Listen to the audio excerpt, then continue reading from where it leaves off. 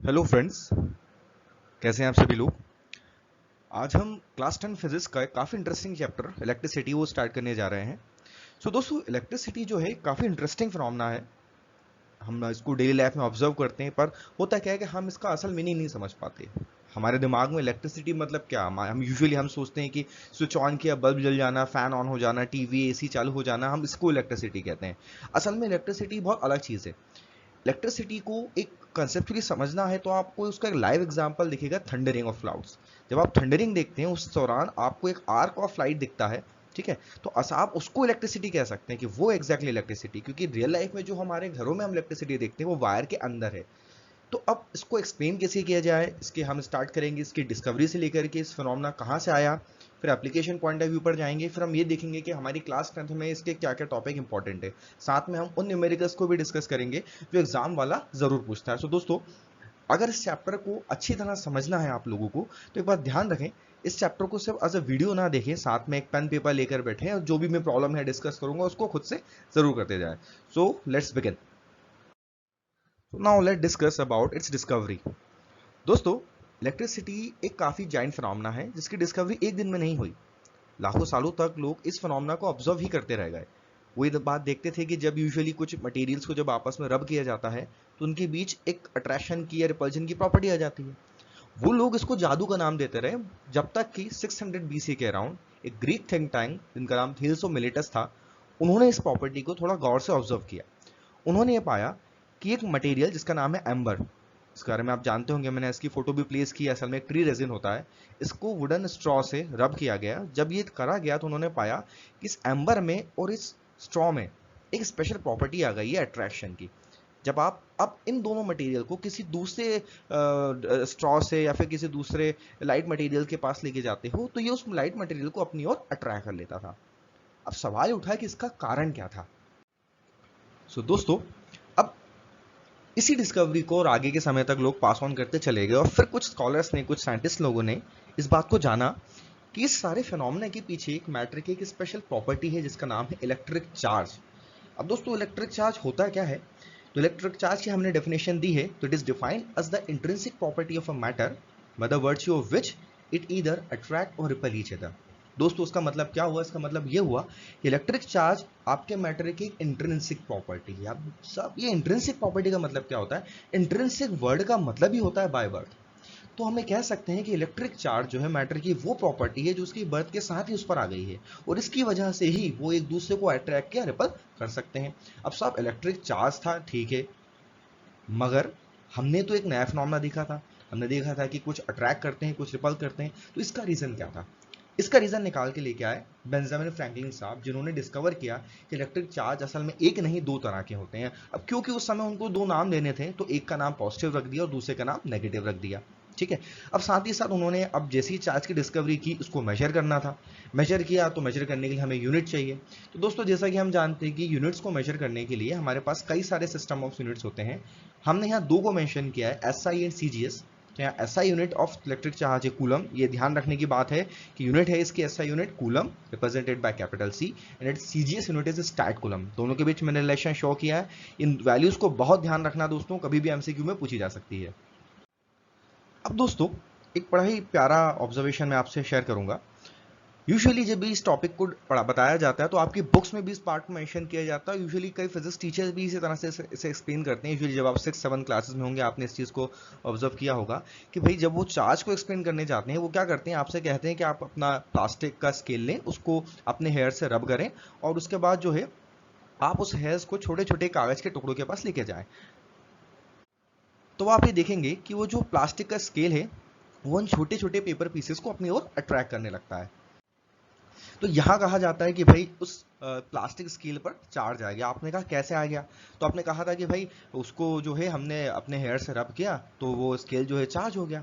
अब साहब, सोचने वाली बात यह है कि अगर आपने उसको रब किया, मैं माना कि यार आपके हेयर से आपके प्लास्टिक स्केल पर चार्ज चला गया, पर साहब सोचो ना, अगर इलेक्ट्रिक चार्ज पूरे के पूरे मैटर पर होता तो यहाँ तो आपके बालों को निकल निकल के आपके प्लास्टिक स्केल से चिपक जाना चाहिए था, और आपके फिजिक्स पढ़ाने वाले टीचर, आपका जो सर है वो हमारे इस प्यारे से मिलियन की तरह दिखाई देने लगता। पर ऐसा तो होता नहीं है। इसके लिए इसका जवाब मैं आपको इसके लिए हमने फर्दर जब हमने इस पर रिसर्च की तो हमें पता चला कि जो आपका चार्ज होता है ना दोस्तों, वो पूरे के पूरे मैटर पर एग्जिस्ट नहीं करता। हमारे मैटर, हमारे जो एटम्स होते हैं उसके जो दो प्राइमरी एलिमेंट्री पार्टिकल्स हैं, इलेक्ट्रॉन, प्रोटॉन एंड न्यूट्रॉन, इसमें जो इलेक्ट्रॉन एंड प्रोटॉन है ये चार्ज उन पर होता है। अब क्योंकि दो तरह के चार्जेस थे तो हमने ये देखा कि इलेक्ट्रॉन और प्रोटॉन पर जो है वो इक्वल चार्ज है और अपोजिट नेचर का है, तो हमने आर्बिट्ररीली प्रोटॉन पर चार्ज पॉजिटिव दे दिया और हमने कहा इलेक्ट्रॉन पर जो भी चार्ज है वो नेगेटिव चार्ज है। तो दोस्तों उम्मीद करता हूँ कि इसकी डिस्कवरी, इलेक्ट्रिक चार्ज होता क्या है, क्या इसके टाइप्स और कहाँ एग्जिस्ट करता है, ये सारी बातें आपको क्लियर हो गई होंगी। So here in this diagram आप लोग एक बात देख पा रहे होंगे कि यहाँ मैं आपको न्यूक्लियस शो कर रहा हूँ। न्यूक्लियस के पास क्या प्रेजेंट होता है दोस्तों, आपके प्रोटॉन्स और आपके न्यूट्रॉन्स। अब आप यहाँ देख रहे हैं कि प्रोटॉन पर पॉजिटिव चार्ज है और आपके न्यूट्रॉन पर कोई चार्ज नहीं है, और बाहर जो है नेगेटिवली चार्ज इलेक्ट्रॉन मूव कर रहे हैं। अब दोस्तों सोचने वाली बात ये भी है कि जब यहाँ पर इलेक्ट्रॉन घूम रहे हैं और उनके पास जितना चार्ज है उतना ही प्रोटॉन पर भी है, तो टोटल चार्ज तो जीरो हुआ। अब दोस्तों इसीलिए कहा जाता है कि कोई भी एटम हो या कोई भी पार्टिकल हो वो इनिशियली न्यूट्रल होता है। तो आप कहोगे कि अब चार्ज कैसे आया, तो उसके लिए यहां मैंने आपको दो स्कीमेटिक डायग्राम शो किया है, सोडियम एंड क्लोरीन एटम का। अब दोस्तों यहाँ जो मैंने सोडियम का एटम शो किया है इसमें आप देखेंगे कि इसके पास कुल मिलाकर के 11 इलेक्ट्रॉन्स हैं, 11 ही प्रोटॉन्स हैं। तो अब क्योंकि 11 इलेक्ट्रॉन है, 11 प्रोटॉन है, तो ये भी न्यूट्रल हुआ। उसी तरह से यहाँ जब आप इस क्लोरीन एटम के बारे में देखेंगे तो आप इसको भी यहाँ नोटिस करेंगे कि इसके पास 17 इलेक्ट्रॉन्स और 17 ही प्रोटॉन्स है, तो ये भी इलेक्ट्रिकली न्यूट्रल हुआ। तो इनिशियल स्टेज में दोनों के दोनों आइटम क्या हो गए, न्यूट्रल। क्या ये बात समझ में आई आप लोगों को? अब होता क्या है दोस्तों कि जैसे ही हम इसको एनर्जी ट्रांसफर करा हमने, तो उस एनर्जी की वजह से क्या होगा, ये जो आपका इलेक्ट्रॉन है ना, ये इस सोडियम के आउटर मोस्ट ऑर्बिट से जम करके क्लोरीन के इस ऑर्बिट में चले जाएगा। अब साहब जैसा ये फिनोमेना होगा, अब आप देखेंगे कि जिस तरह की सोडियम के पास पहले 11 इलेक्ट्रॉन और 11 प्रोटॉन थे तो न्यूट्रल था, पर अब आप देखेंगे तो अब आपको यहां देखने को मिलेगा कि जो अब आपका सोडियम का एटम है, उस सोडियम के एटम के पास कुल मिलाकर के 10 इलेक्ट्रॉन और 11 प्रोटॉन बचे। तो अब चार्ज क्या बचा, आप बोलोगे सर एक इलेक्ट्रॉन कम हो गया, मतलब एक प्रोटॉन एक्सेस में, तो एक प्रोटॉन का चार्ज हो गया, तो इसीलिए हमने इसे कहा पॉजिटिवली चार्ज। और उसी तरह से उसका जो इलेक्ट्रॉन आपके क्लोरीन के पास चला गया होगा तो हम कहेंगे क्लोरीन नेगेटिवली चार्ज हो गया। तो दोस्तों उम्मीद करता हूं आपको ये सिस्टम तो समझ में आ गया होगा कि कैसे चार्ज ट्रांसफर होते हैं। हमने एक सिंपल एक अनचार्ज बॉडी से इलेक्ट्रॉन को निकाल के दूसरे पर ट्रांसफर कर दिया, तो जिससे इलेक्ट्रॉन लॉस होगा उस पर कौन सा चार्ज आएगा, पॉजिटिव। ये बात ध्यान रखना दोस्तों कि चार्ज इलेक्ट्रॉन के ट्रांसफर से होता है, तो जिससे इलेक्ट्रॉन निकालोगे उस पर चार्ज पॉजिटिव और जिसको इलेक्ट्रॉन दोगे उस पर चार्ज नेगेटिव।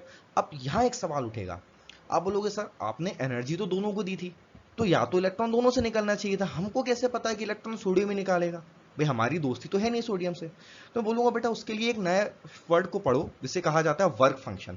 अब साहब ये वर्क फंक्शन क्या होता है, तो दोस्तों वर्क फंक्शन असल में क्या है कि वो अमाउंट ऑफ एनर्जी होती है जो आपके इलेक्ट्रॉन को ऑर्बिट से बाहर निकालने के लिए चाहिए होती है। तो अब अगर सोचो ना दोस्तों, अगर आपके सामने एक दो आइटम्स रखे हुए हैं और उनमें से जो आपका सोडियम एटम है उसके आउटर मोस्ट ऑर्बिट में एक इलेक्ट्रॉन और क्लोरीन के साथ है, इतना तो केमिस्ट्री जानते ही होगे कि यार एक इलेक्ट्रॉन निकालना आसान होता है, तो हम कह सकते हैं कि जो हमारे सोडियम एटम का वर्क फंक्शन कम है, यानी कि उससे इलेक्ट्रॉन निकालने के लिए हमें कम एनर्जी चाहिए। तो जाहिर सी बात है जैसी एनर्जी दोगे पहले किसका इलेक्ट्रॉन बाहर तोड़ेगा, तो हम बोलेंगे सोडियम का तोड़ेगा। इसी वजह से हम कहते हैं कि सोडियम जो है वो पॉजिटिव बन जाएगा और क्लोरीन जो है वो नेगेटिव बन जाएगा। बात समझ में आई दोस्तों? तो यहां हम ये बात भी कह सकते हैं कि वो एटम, ध्यान से समझना, वो एटम जिसका वर्क फंक्शन कम है वो कौन सा चार्ज गेन करेगा, पॉजिटिव। बात समझ में आ रही है? ऐसा एटम जिसका वर्क फंक्शन लोअर है सेकंड के मुकाबले, उसका चार्ज कौन सा होगा, पॉजिटिव। और जिस एटम का वर्क फंक्शन ज्यादा है it will acquire negative charge. इस बात में बिल्कुल कंफ्यूजन नहीं होना चाहिए, काफी इंपॉर्टेंट फंडा है ये दोस्तों, ठीक है। अब यहाँ एक बात और हमको देखनी होगी कि यहाँ हम देखेंगे कि भाई स्टार्टिंग में चार्ज तो जीरो था, कोई बात नहीं भाई। अब यहाँ आप सेकंड स्टेज में देखेंगे तो मैं कहूंगा अभी भी चार्ज जीरो। आप बोलोगे सर कैसी बात कर रहे हो, अभी तो आपने बोला सोडियम पर पॉजिटिव और क्लोरीन पर नेगेटिव। पर इस बात को ध्यान से देखना दोस्तों, जितना पॉजिटिव चार्ज मैंने सोडियम को दिया है उतना ही नेगेटिव चार्ज मैंने क्लोरीन को भी दिया है।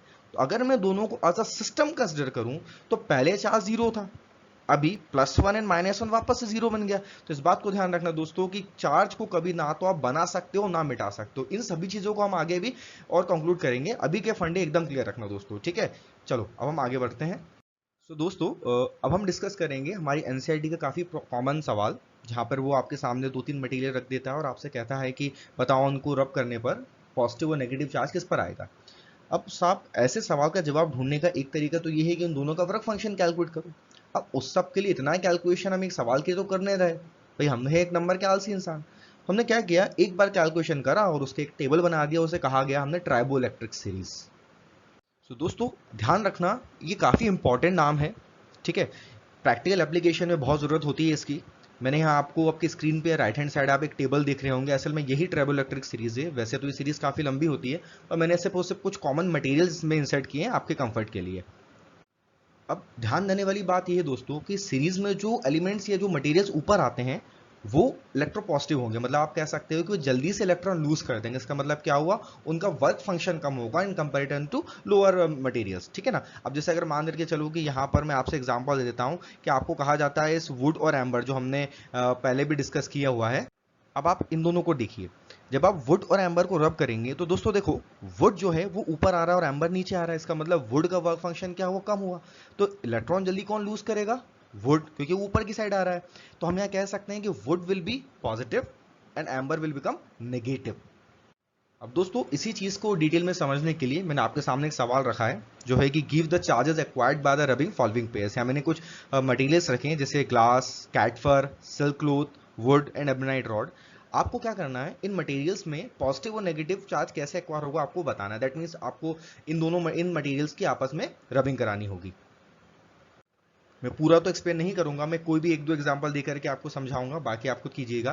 जैसे मान करके चलो कि मैं ग्लास और कैटफर को लेकर से चलता हूं।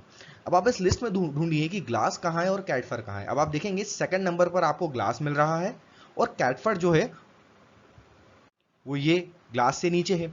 इसका मतलब क्या होगा दोस्तों, ग्लास के पास कौन सा चार्ज आएगा, पॉजिटिव, और कैटफर के पास कौन सा चार्ज आएगा, नेगेटिव। दोस्तों ये बात समझ में आई आपको। इस चीज को रिप्रेजेंट करने के लिए है मैंने चौथे कॉलम में लिख के रखा है ग्लास एंड कैटफर। तो ग्लास को मैंने पॉजिटिव चार्ज कैटेगरी में रखा है और कैटफर को नेगेटिव चार्ज कैटेगरी में।